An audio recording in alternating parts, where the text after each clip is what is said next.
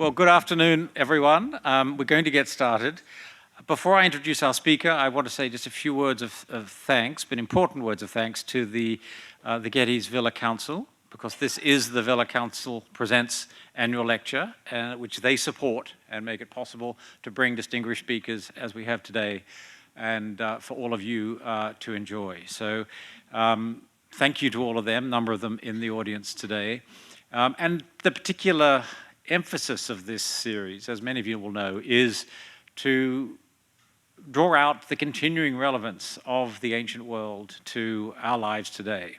And not just our scholarly and lives when we're sitting in a library, but our lives outside the academy and in the real world. And never has that connection been more important and more relevant than it is in the world that we find ourselves living in at the moment. And our speaker, although we didn't perhaps know this at the time, how appropriate his topic would be to us. So it's my unenviable task to introduce Peter Sellars. I say that because he's the proverbial speaker who needs no introduction. And then there's the speaker who really needs no introduction.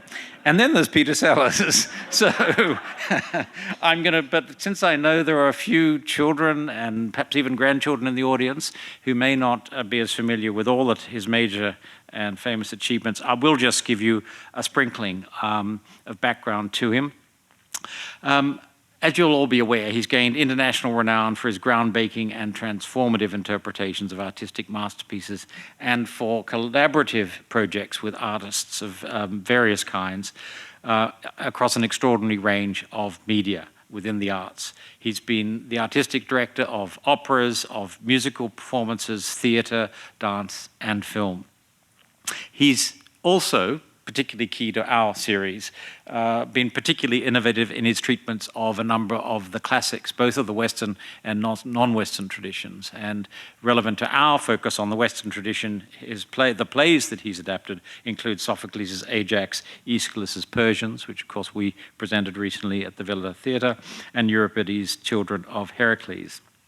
Just among his operas, I might mention the distinction of the venues in which he's been the director of performances: the Dutch National Opera, the English National Opera, the Lyric Opera of Chicago, the Opéra National de Paris, Salzburg, where the Clemenza will be performed shortly, and the San Francisco Opera. Among his collaborations, many of them, of course, have been with John Adams, including Nixon in China, The Death of Klinghoffer, Dr. Atomic, and so on. And within the visual arts, the survey exhibition he did of the work of Bill Viola.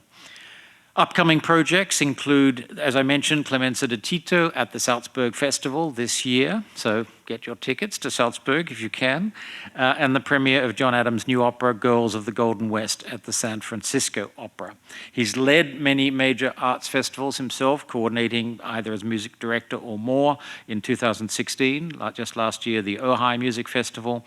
Here in Los Angeles, the 1990 and 93 Los Angeles Festivals, 2002, the Adelaide Arts Festival. In case you're not aware, that's in Australia, where I come from, so well done, Peter. In 2006, he was artistic director of the New Crowned Hope Festival in Vienna, which was celebrating the 250th anniversary of Mozart's birth.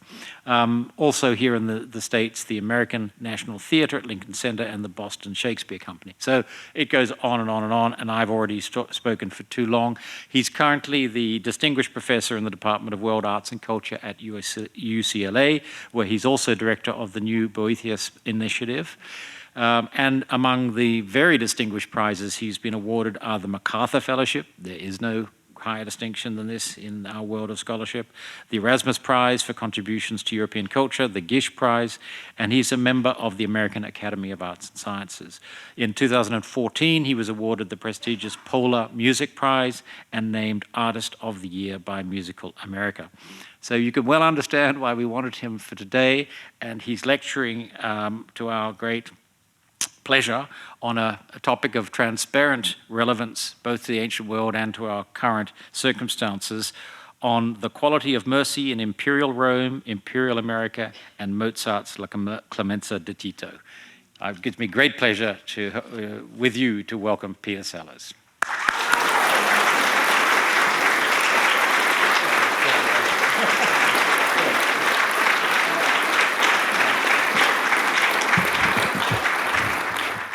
Good afternoon, everyone. Wow, this is a serious group for antiquities. It's such a beautiful day. I can't believe anyone actually came inside. It's just one of those magical days where you understand why we live in California, what the point is, and sure, let's fall into that ocean. I'm ready. Actually, the pleasure of coming to the Getty is huge, and I really want to thank everyone who is involved in putting this talk together. For me, this question of the antiquities is absolutely foundational to being an American. And foundational to being an American is to ask the question of what is justice in the world, and what is democracy, and what is the future of those things. And it's not an accident that every post office, to say nothing of every court, has the Roman and Greek columns, has the architecture that tells you that America invested in this project of democracy in 1776 with the example of the classical world in mind, and holding the classical world in front of us as something to aspire to move towards, but also to recognize where the problems are, where the pitfalls are, and how can we do this better. Today, I just want to triangulate this with one more moment, moving to 1776 and moving to the late 1780s and moving to 1791. I want to triangulate Athenian democracy and the Roman Empire and current America with that moment in the life of Wolfgang Amadeus Mozart. This very, very special moment where, again, in Europe, there was no such thing in the 18th century as democracy. There was only autocracy. And there were a dedicated group of intellectuals and activists who were determined that there should be democracy in Europe. The Freemasons, of course, their story is on every US $1 bill.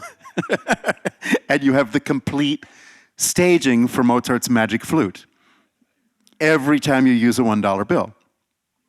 All of those images are very, very profound in terms of this yearning for democracy, seeing it through the classical world, understanding it through the classical world, but also saying we have to do something that has never been done before. Thomas Jefferson created a very, very big project, which was the statement of equality, that all people are created equal. That, of course, is a very, very difficult axiom to demonstrate. How can you really demonstrate the equality of people, of all people?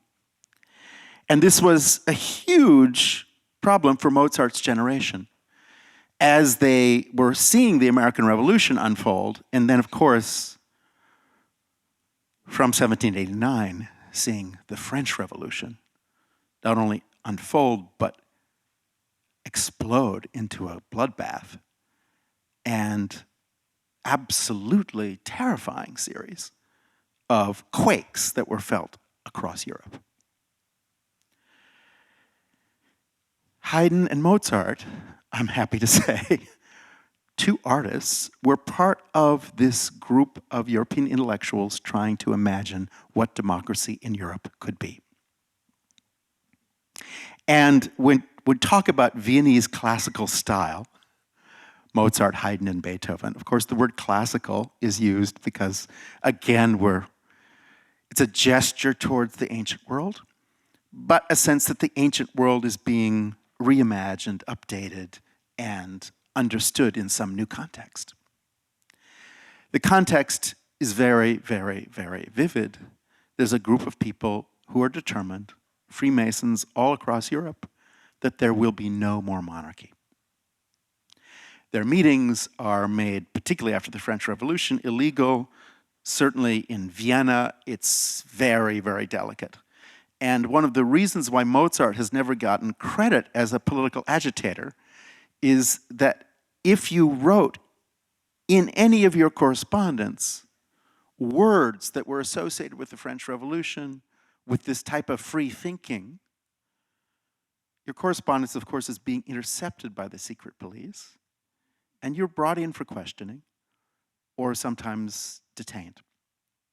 So Mozart was never, ever, and Haydn were never able to speak about any of the content of these meetings in their correspondence. So all of Mozart's letters to his father, this stuff never comes up. What does come up is Mozart writing more than 40 pieces of music for the meetings of the Masonic Society. So in fact, even though there's no record of the written record in words, there's the written record in music, which is very powerful. And the cantatas he wrote for the Masonic meetings, one of them, the very last piece of music he finished, which was performed 2 days before he died, are all about imagining a new world. Haydn and Mozart took this assignment seriously as artists, and I think this is what we all have to do as artists, is our task is to imagine something that people can't imagine for themselves. Progress would happen if everybody could already see it. The fact is, it's not in front of you yet. And that is the beauty and genius of a Picasso drawing, is that it wasn't there this morning. Picasso made it today. And something that always needed to be in the world is now here. And that idea of human creativity, that in fact we're existing every day to put something in the world that needs to be here and is not yet present or visible. And that is the task of the artist. Haydn and Mozart took very, very seriously. In their attempt to explain to the rest of humanity that all men are created equal, they invented the string quartet.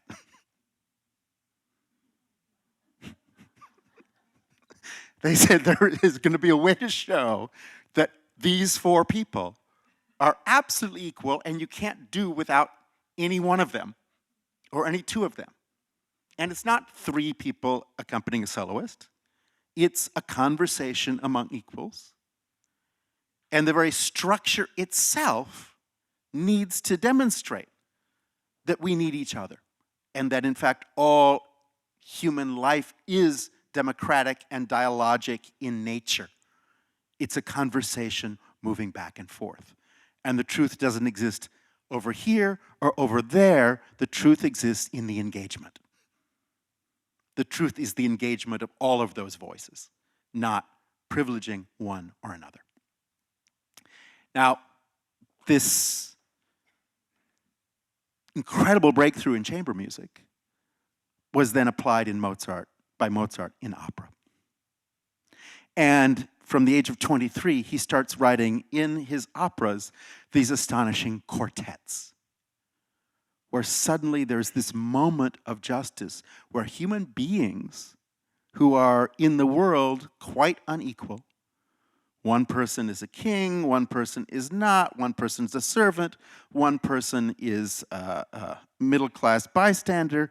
Suddenly in a Mozart quartet, all the voices are equal.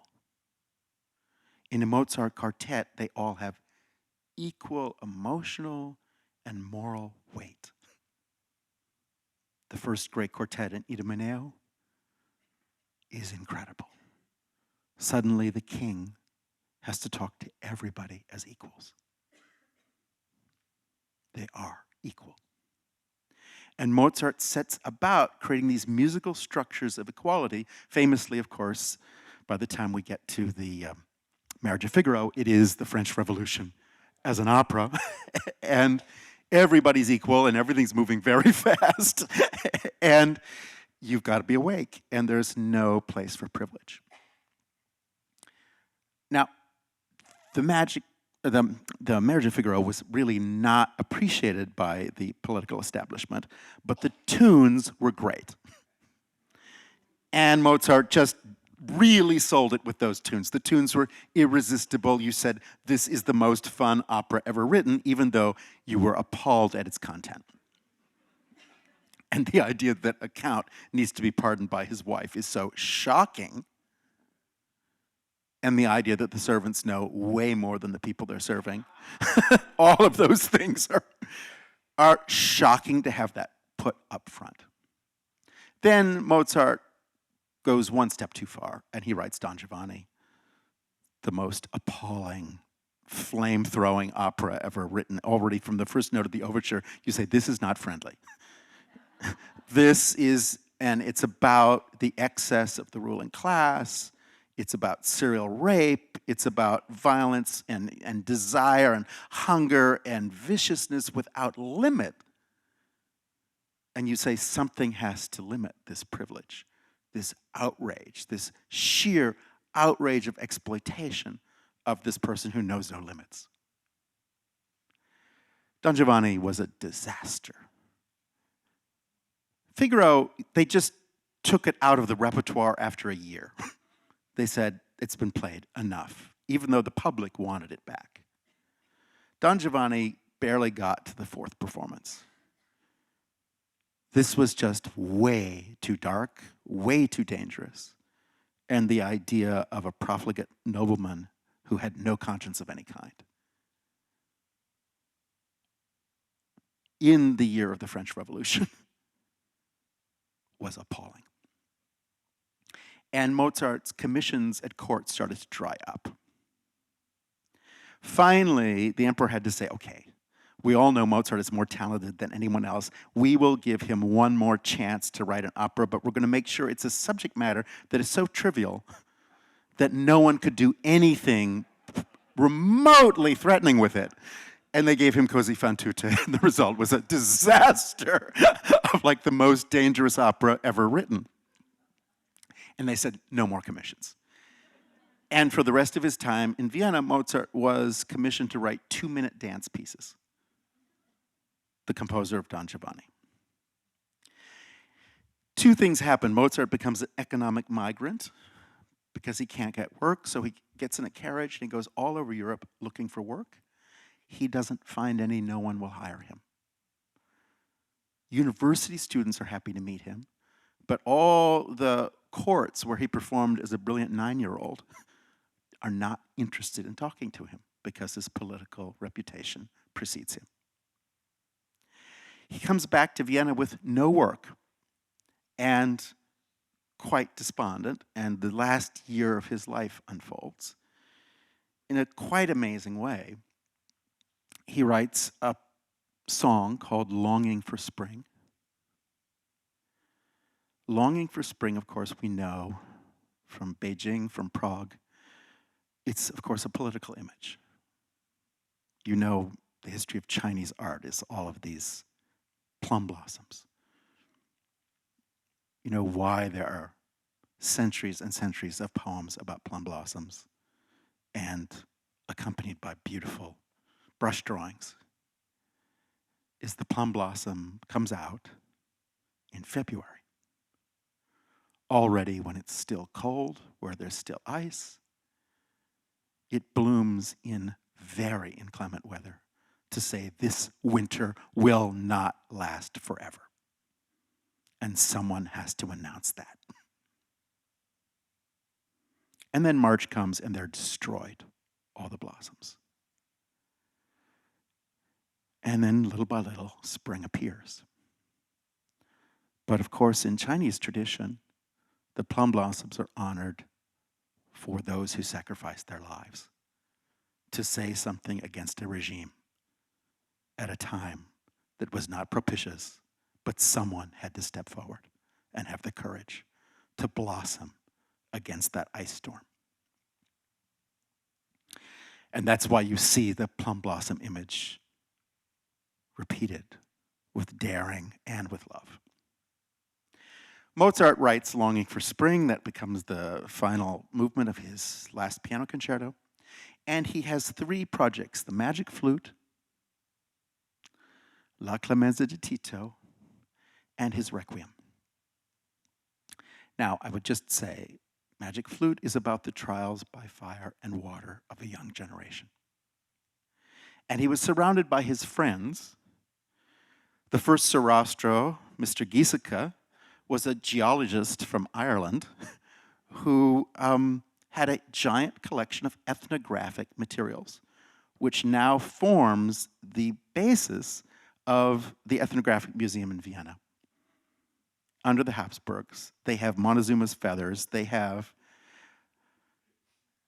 half of Captain Cook's Pacific Island voyage, and #1 item in their catalog is a magic flute from New Caledonia. That's Mozart's friend who's collecting these things. And all of the elements in this ethnographic collection went into the imagination of Magic Flute. And you can see you feel from the music of Magic Flute, Mozart is having a wonderful time, imagining another world and finding a world of justice, balance, equality. International, global vision. At the same time, suddenly there's a breakthrough in the court commissioning process. There's going to be, Emperor Leopold has to be crowned, a coronation in Prague. And everybody has to admit there's only one composer who's really good enough. That is Mozart. So the court has to go back on its don't hire Mozart policy and hire Mozart. Meanwhile, Mozart gets the gig to write a big opera for the coronation of the new emperor. Now that's like me being asked to do the Donald Trump inaugural. I mean, what are they thinking? I'm on record of having written all of this music, which is about there will be no more kings. I'm part of a group that is determined there will be no more kings. Every single thing I've done has been about democracy and has been against the kingship. I'm now supposed to write the opera for the coronation of the new emperor. What are you people thinking? But it's a gig. As always, when artists accept those kind of gigs, Mozart tells himself, Mozart and his friends, okay, we're going to put in the things that we really believe and then wrap it in this beautiful wrapping that these people will love and they'll swallow the whole thing. That never, ever works. Everybody sees right through it and they hate all of it. And in fact, the premiere was a catastrophe. The Queen consort herself said this was a piece of German piggery, and the royal family despised it. The opera was La Clemenza di Tito.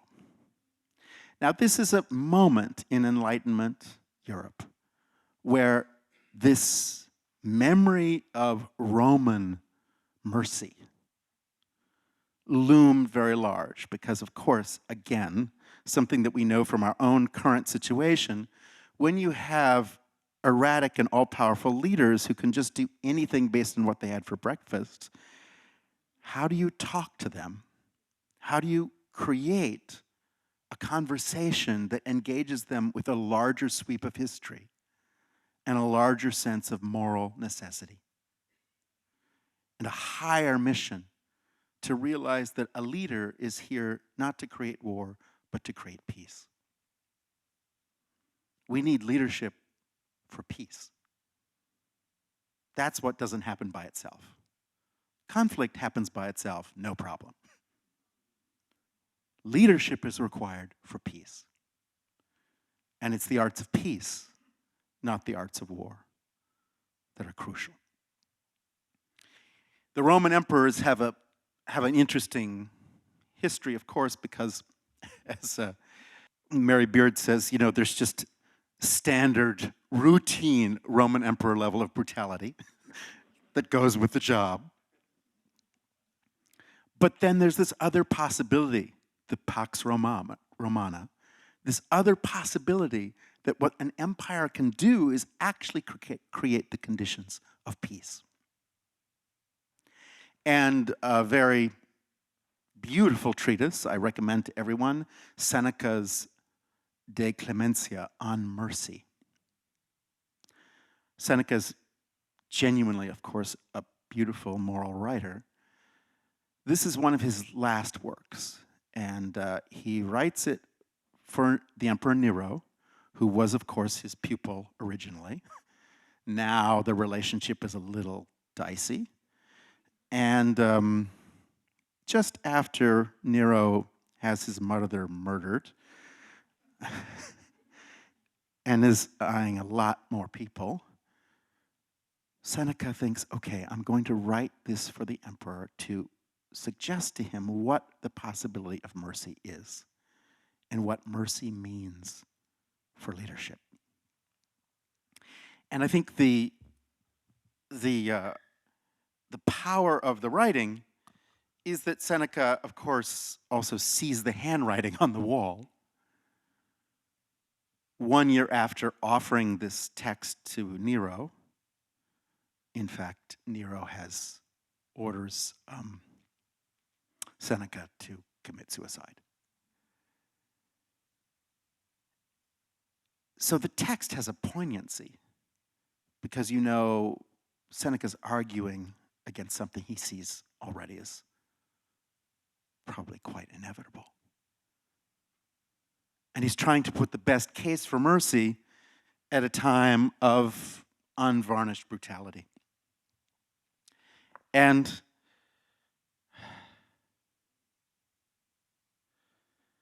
he tries to explain that safety is when people love you. And when you're threatened is when people hate you or fear you or despise you. And that every act of generosity, in fact, creates the goodwill that is better than a battalion of security. And that task of a leader is to create goodwill and safety, not just for yourself, but for the entire community.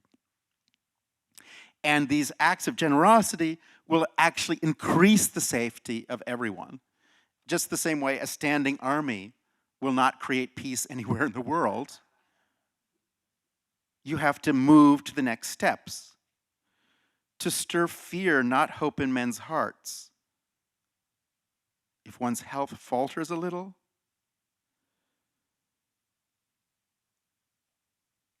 mercy will guarantee a king's safety, though he stands in an open field. The one fortification he has that will defy all attacks is the love of his people. Now, the emperor who most powerfully stood for mercy, historically, before Nero, was Julius Caesar, who very powerfully pardoned his enemies after the Civil War, and as a result, was assassinated. That's not the helpful image that you really want to use. So the tension is very, very real between how you hold an empire together and also how you deal with divisions in your own polity that are close to civil war.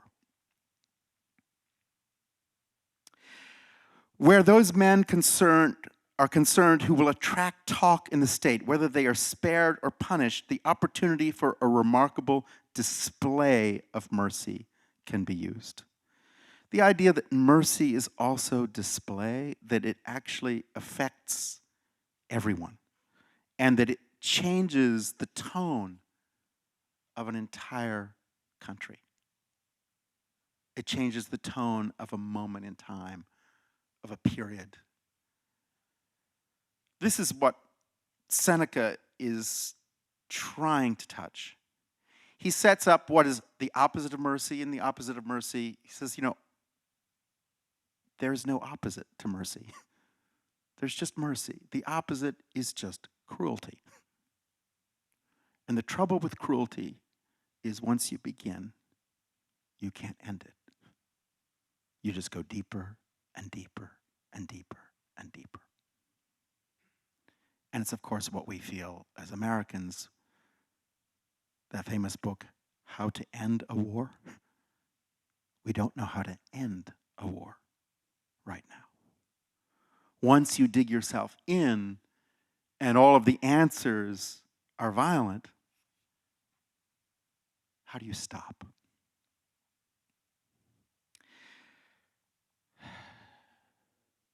So let me just quickly cut to Mozart. La Clemenza di Tito, a text by Metastasio, was set 50 times in the European Enlightenment. It was over and over again used to respond to kings, to respond to royal families, to suggest that, in fact, kingship can be used positively to create an enlightened era, an enlightened moment in human habitation. Mozart rewrote it, reorganized it, and what he gave Emperor Leopold and his contingent was an Act One finale, where the emperor is assassinated and the capital is set on fire. Curtain down, enjoy your canapes.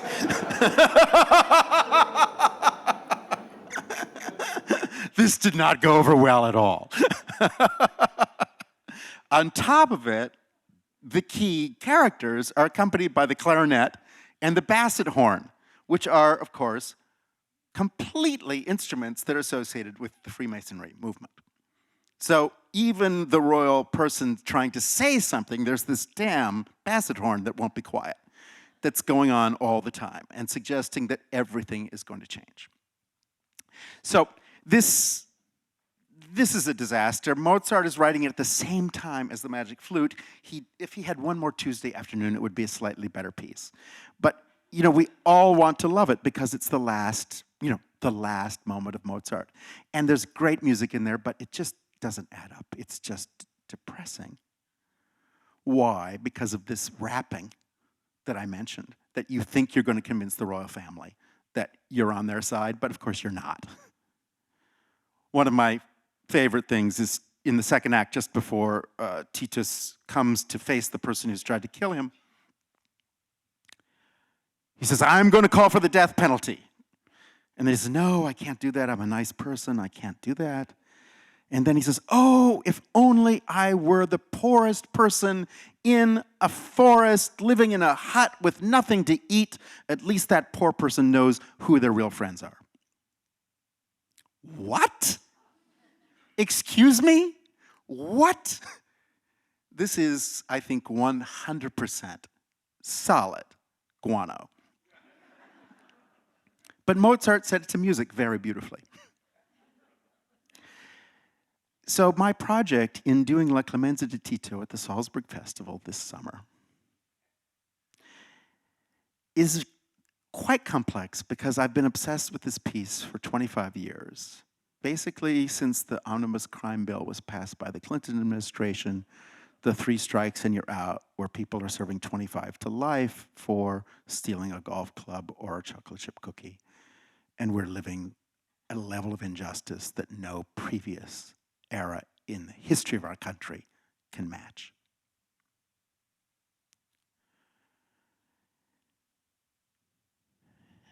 And you want to speak to people about the quality of mercy and what it means that none of us want to be held to the maximum power of punishment of the law or deserve that. And what it means to move into an era of restorative justice, which is actually happening here in California, I'm so proud to say, so pleased to say. Understanding that a crime isn't a crime against a state, it's a crime against human beings. And restitution needs to be restoration. And all of the lives that have been damaged need to be healed in every possible way. The restorative justice movement is one of the most exciting things of our lifetime. And it's really going to take justice past the Greek and Roman models we've inherited into a powerful new place of communities rebuilding themselves instead of communities being destroyed by the prison industrial complex. Obviously, that we pay $68,000 per year for every prisoner. We're willing to do that to lock them up, but not to actually give them an education or do anything else. And as you know, it's heartbreaking that these kids in juvenile hall, it's $230,000 per year per child to have their life destroyed in a cement box.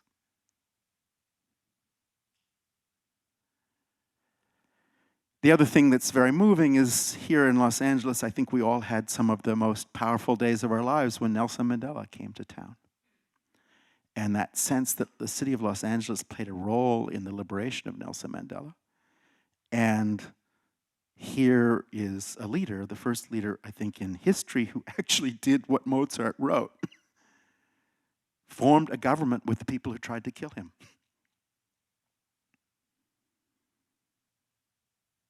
And has this astonishing, astonishing, astonishing breakthrough. Not just that all terrorists will be punished to the fullest extent of the law, their families will be destroyed, everything they own will be confiscated, etc., etc. But quite the opposite.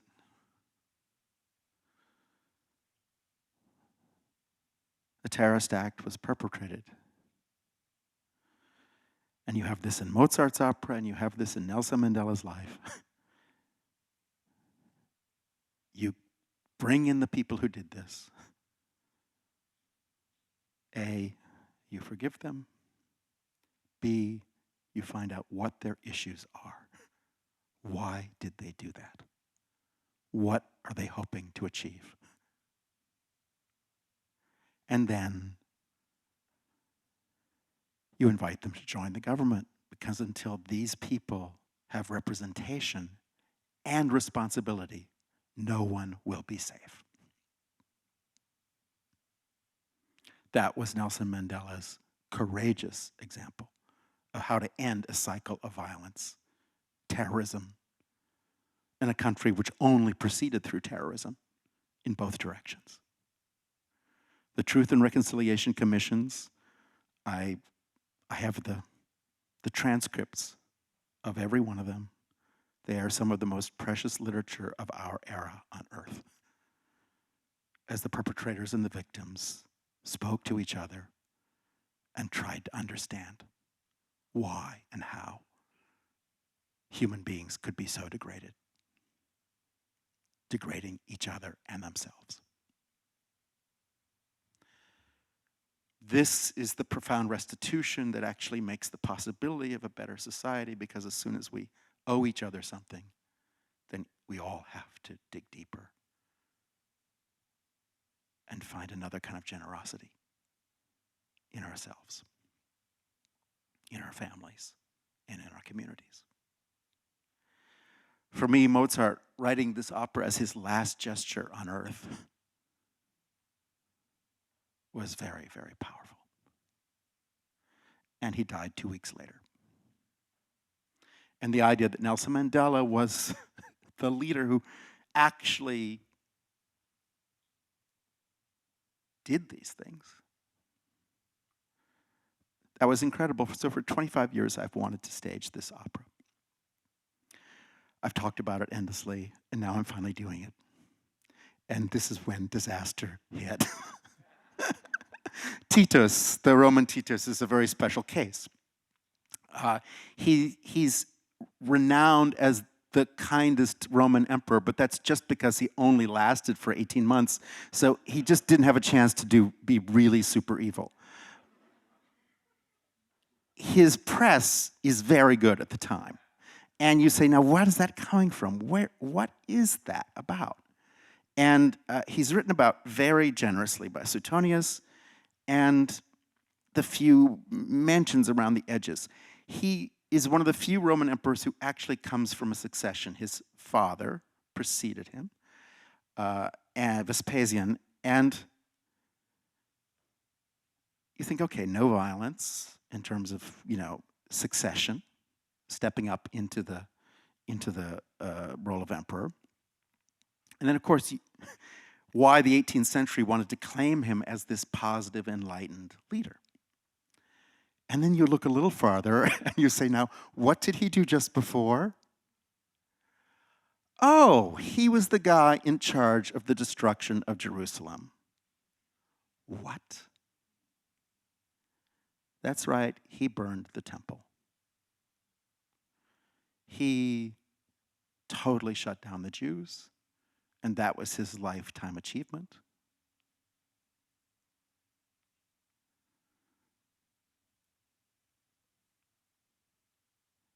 There's a very complicated history.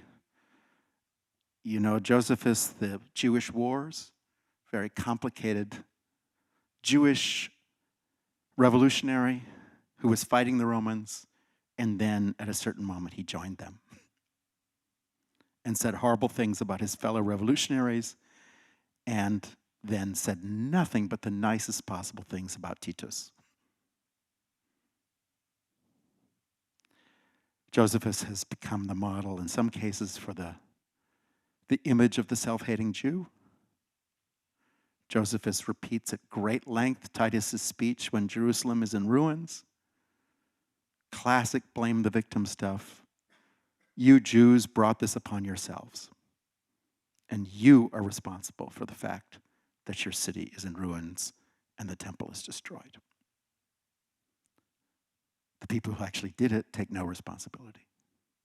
It is blamed on the Jews. And Josephus reports this with no comment, and then says, Titus is a really nice guy. I wanted to give you just a few examples of the sacking of the temple, the mass starvation, the 11,000 people dying of starvation as Titus did this. The level of utter desolation, floods of blood. Okay, here we go. Yeah, well, let me just do one more thing. One of the greatest atrocities in human history was the destruction of Jerusalem. And of course, it echoes down the centuries. This is the guy who did it. Then Josephus describes the aftermath, which is very powerful. The Romans go through all the prisoners, the women and children are sold, and then they just select, a bunch of people are selected just to be murdered, but they do select really good-looking teenagers and in their 20s who are handsome, who will be really good for the victory parade. They bring the menorah and the Holy of Holies to Rome for the victory parade. And Romans, who never can resist a good show, create this procession with giant wagons. And in fact, these lavish spectacles in which the Jewish prisoners were forced to make a show of their own destruction. Numbers of the tableaus showed the successive stages of the war. You could see a smiling countryside laid waste. Then you see walls of enormous size thrown down, the strongholds, the whole place wreaking slaughter, people raising their hands in supplication, temples on fire. Placed on stage was the commander of a captured town, just as he had been when captured. And of course, all the spoils are heaped up indiscriminately. And the Jews get to, again, accept credit for their own destruction. It's a giant spectacle. Once Titus comes back from his successful assignment abroad, he gets a lot of cachet, and his father is emperor. That doesn't hurt anything. And he founds a society of secret police and informers. So anybody who's even whispering something about his dad that's unpleasant is going to be preemptively assassinated. One of the famous examples is Titus inviting a friend to dinner and having him assassinated before the first plate reached the table. La Clemenza di Tito. This is the man representing mercy for the 18th century. I guess the 18th century in Vienna didn't have a problem that a lot of Jews died. That was not seen as a smirch on the record. And as I started working on this opera that I associated with Nelson Mandela, it just got more and more shocking. And then his dad, Titus's dad, wanted to make a temple of peace. And how do you do that after that amount of bloodshed, that amount of atrocity, that amount of violation, where you yourself are so violated?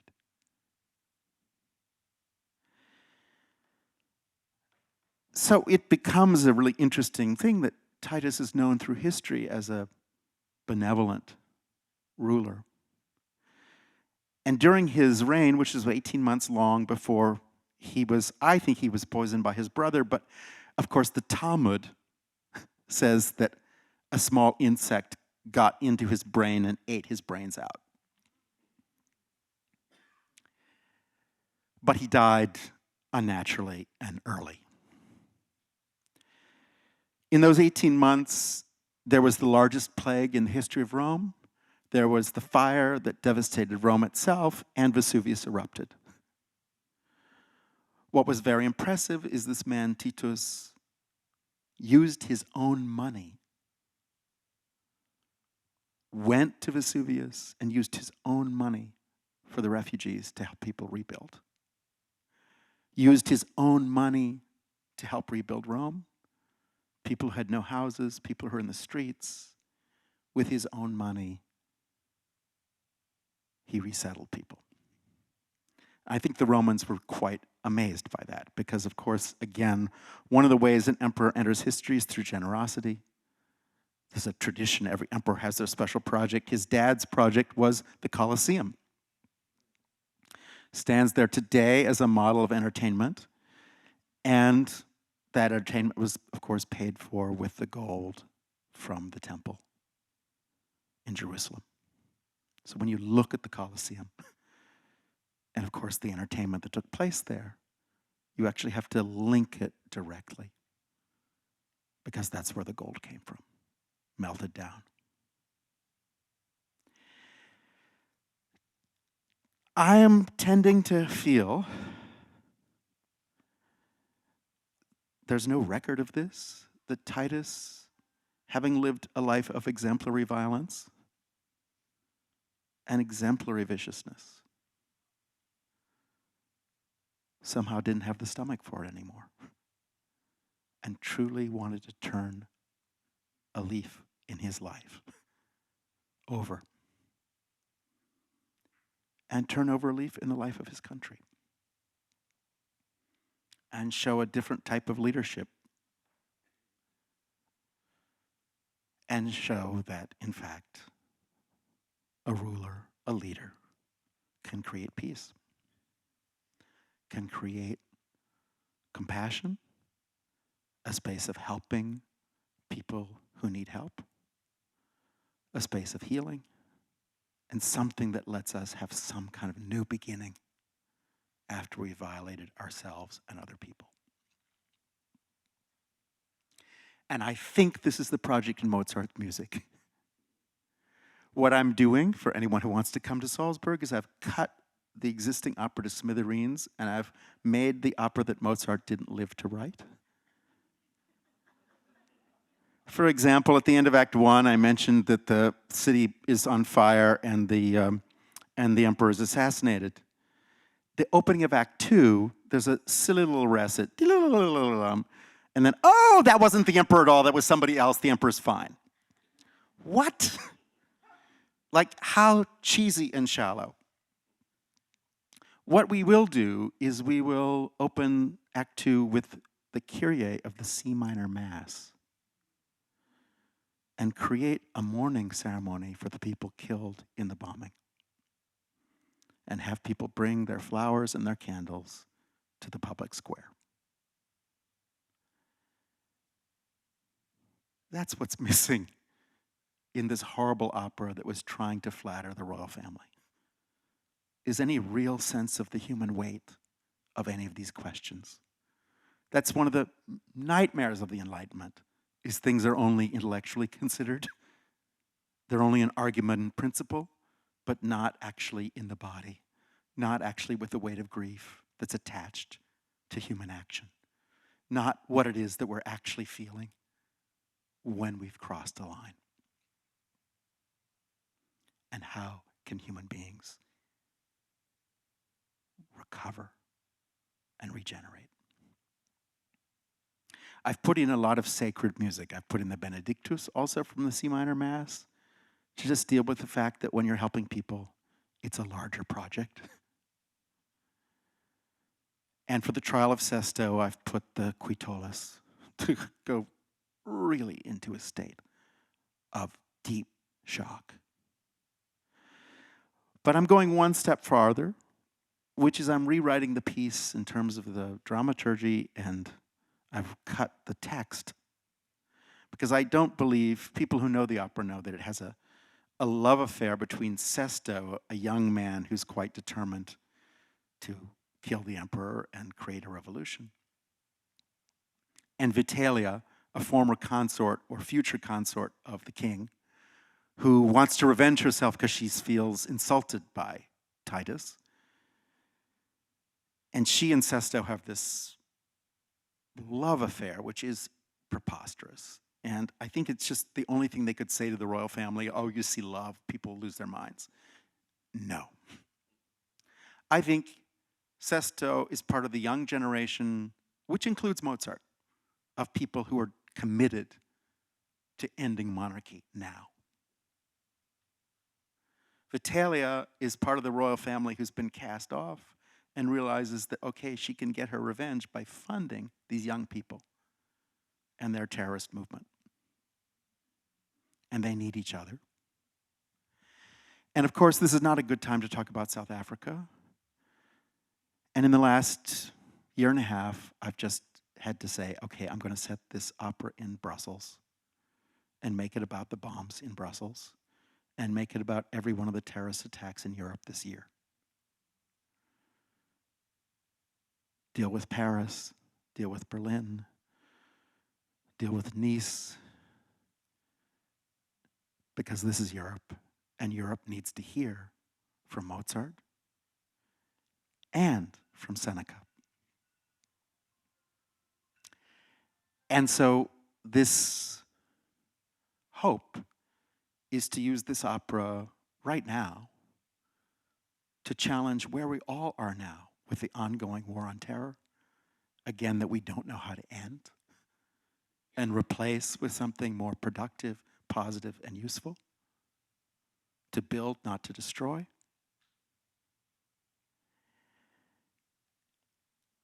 And I think deeply in Mozart's heart, the reason he had to have Tito pardon Sesto is because Sesto is Mozart. And Tito knows that kingship is over. It's a very interesting thing how the opera ends. The opera ends with Titus having pardoned Sesto for trying to assassinate him, singing troncate, troncate, troncate 20 times.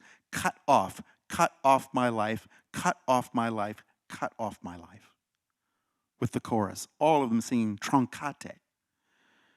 And of course, it's Mozart knowing that he would die in 2 more weeks. You also have that in the Magic Flute. Almost every piece in Magic Flute ends with people saying goodbye, goodbye, goodbye, goodbye, goodbye, goodbye, 8 or 9 or 10 times. Mozart knew he was saying goodbye in those months of his life. You have troncate, troncate, troncate, cut off my life, cut off my life. You have this sense that even the monarch knows it's over. You can pardon these young people because these young people are trying to create a new world and they're right. And the best thing is to get out of the way. But in fact, these young people do know what they're doing. There should no longer be autocracy. There should be democracy, and they're right. And cut off my life, cut off my life, cut off my life. And Mozart's portrait of Sesto is in fact a self-portrait. I'm making a slight alteration. I've cut the little recit which says, oh, right, that wasn't the emperor, that was somebody else. And I'm having the emperor assassinated. And Act 2 is the last 68 minutes of his life in the ICU. And the blood is pumping. They're trying to keep him alive, and he has to decide, with his last breath on earth, what to do with the people who tried to assassinate him and succeeded. And whatever he says, his verdict will be his last word and the last action while he's on earth, which of course was also the case for Mozart. And the last chord of the truncate chorus that ends the piece, we will modulate into the Masonic funeral music. And we will have a funeral for Titus, who dies right there on stage after pardoning the people who tried to kill him, who did kill him. And we'll have a funeral for the Enlightenment.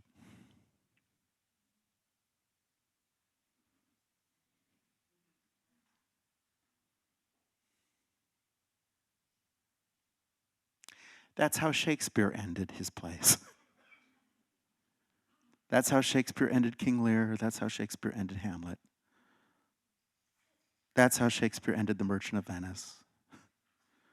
Not with, oh, this is nice, this is all going to work out. But with, hear those guns going off, that's Fortinbras. He's right there at the gate. In King Lear, it's only going to get much, much worse. Here it comes. And Shakespeare's message to the audience is, if you want a dawn to come up, you have to create it.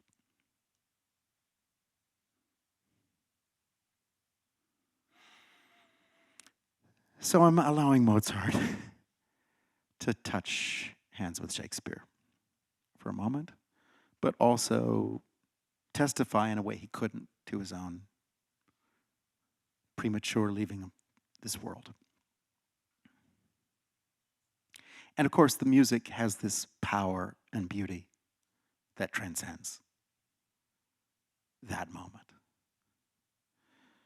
And whoever the dictator du jour is, what artists do is create something that outlives them by far and creates an image for human imagination where we actually can imagine something better and then live that way.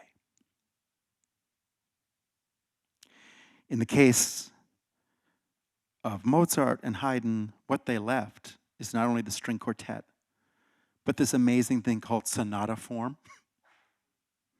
Every single piece of classical music is written in sonata form, which is, the assignment is, how do you show social inclusion? Sonata form is idea A appears, and it's just fine. And then idea B appears, which is incredibly irritating because idea A wants to own the world and just be the only thing on earth. Idea B is very indigestible. Idea A has to reimagine and reconstitute and reorganize itself to include idea B. The result is music that takes flight. The result is a new society. The result is a new world. The result is this astonishing flowering of creativity, new answers, new possibilities. The melodies going off in every direction.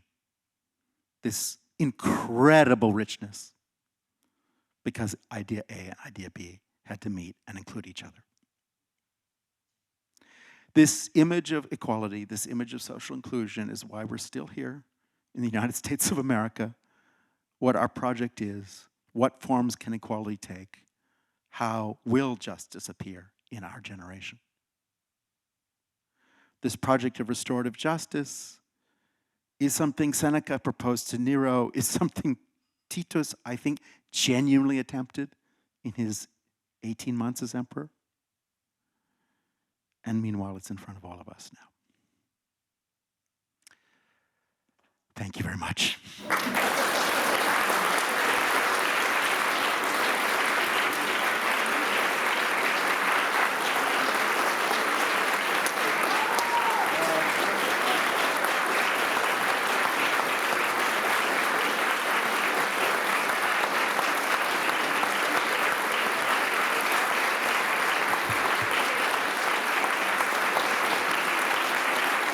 No.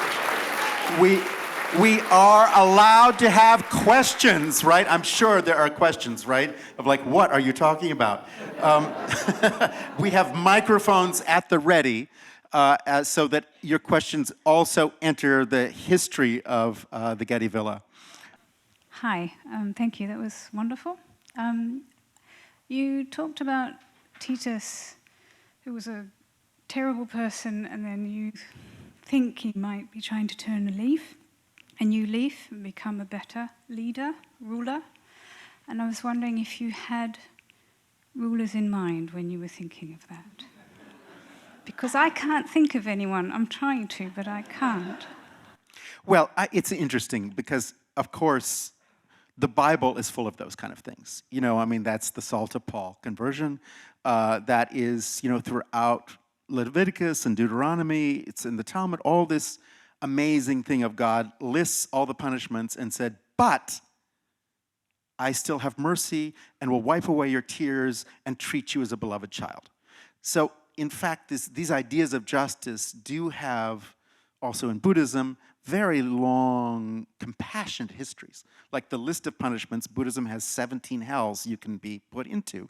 And the metal hell, you know, the hell of the knives, the hell, you know, a huge list of hells. And then, but infinite compassion is right here. And so for me, why I put in Mozart's sacred music. Because what was missing was he was writing music for the city council. And the result is the ceiling is just too low. And Mozart knew how to write the music of reconciliation, of pardon. Mozart's project on earth, every single opera ends with a pardon, with somebody having mercy on somebody else. And somebody saying, I won't do to you what you did to me. And that's every Mozart opera. And so I think that was his big life project. And that reconciliation is what's harmonically involved in Viennese classical style. How you find between this note and that note a point of harmony where both notes are included and it creates a chord. And that magical resonance goes into the whole society. Yes. I find it interesting that you talk about the way the Romans treated the Jews, and yet you neglect how we've treated the Native Americans all through North and South America. I mean, what we did to Peru and Mexico and here in the continent. Right, you can just go on and on. As if what the Romans did to the Jews was one of the worst things that's ever been done. We're consistent. I mean, when they say abandon hope, all ye who enter here, they really do mean here. But I enjoyed your presentation a great deal. I just think that you missed a few things. Well, I'm not able to give the full scope of atrocity in 45 minutes, but there's a pretty good list. But I would just say, for me, one of the most moving things, and I think it's new directions in classical scholarship. Here we are at the Getty Villa. One of the most inspiring things for me has been frequently the classics department are, having sherry in their, senior common room with, some of the humanities. What's very interesting is the first steps are that classical scholars are now talking to indigenous populations and beginning to realize so much of classical Greek culture and classical Roman ritual are actually very connected to Aboriginal ritual. And one of the ways you can understand Epidaurus and all of the steps of attending a Greek play in the 5th century is Aboriginal ritual. What's also very powerful now is that there are more Native Americans alive than there have ever been in the history of this hemisphere. And they're not a vanishing population. They're now incredibly strong and coming back, and we're learning. And so for me, we're on the cusp of a new era. I am making, as Timothy mentioned, The Girls of the Golden West, an opera with John Adams next November. It's about the gold rush, and it's set in 1851 to 1857 when the largest genocide in the history of this hemisphere happened, which was the extermination of the Californian Indians as described specifically by the governor of California. The word extermination was used in all proclamations, and it was open season, and we exterminated the most populous Indian population on the continent. Now they're back. Los Angeles has the largest population of Native Americans of anywhere in America. And it's a very, very powerful moment, and I think we're on the cusp of a big turning around of that history. Yes? In 1 hour, you really enriched my life, and I thank you profoundly for what you've done. It made me more aware. My question is this: given the history of the world, including what's going on today, are you still an optimist, and if so, why? Well, I am, because things don't get really good until they get bad. Most human beings do not by themselves engage with change. It's only when things get so bad that you start to change your life. And things have to get to a point where you say, I can't keep doing this. I can't go on. Something has to reach the point where you say, this can't continue. And then finally, people move. And finally, something happens. And I think it's an odd thing about human nature, is when things are just too nice, we just don't end up doing much. And when things really start becoming impossible, we have to get creative. And for me, what's exciting right now is the old business as usual solutions are not working. And truly, the solutions in front of what the world's facing now are creative solutions. And this is why artists need to be in the discussion, and why we need to be able to talk about things that are absolutely not on the table. And only the presence of artists can put a number of options on the table. So this is, again, I think a very exciting time for us as artists to get going. And a certain level of despair creates the soul searching that's actually needed to take the next step in your life. And to take it in good conscience, not just in an exploitive or self-aggrandizing way.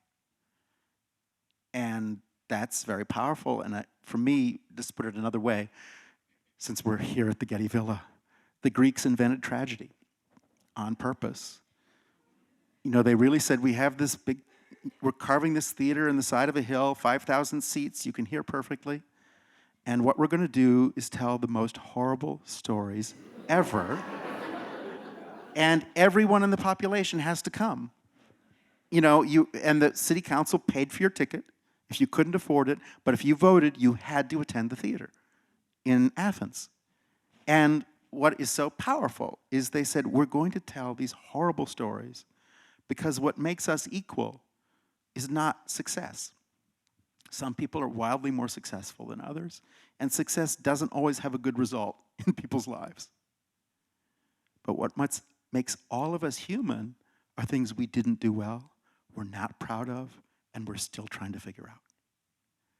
And so what we have to hold in front of people is the things they've failed at. Because that's the first step of humility. That's the first step of looking more deeply.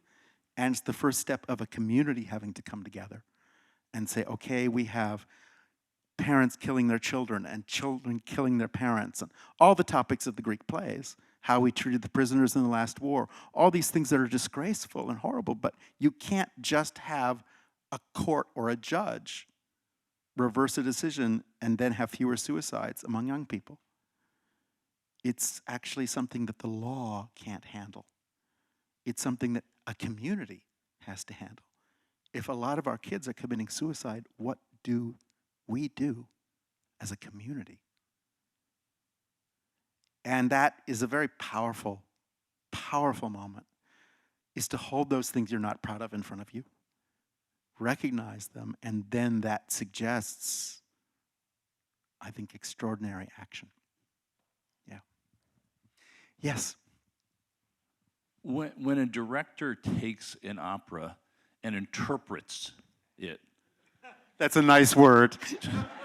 to the point of making substantive changes like that, do you ever think, before you fall asleep, that Mozart might be looking down from somewhere and saying, you know, that opera is vaguely reminiscent of something I wrote a couple of 100 years ago? And do you think he would think, why didn't I combine some of my stuff then? Or this guy's pretty nifty the way he's doing it. Oh, that's so nice. Thank you. You lobbed that as a lovely softball, but I mean, it's an atrocity. It's unspeakable what I'm doing, but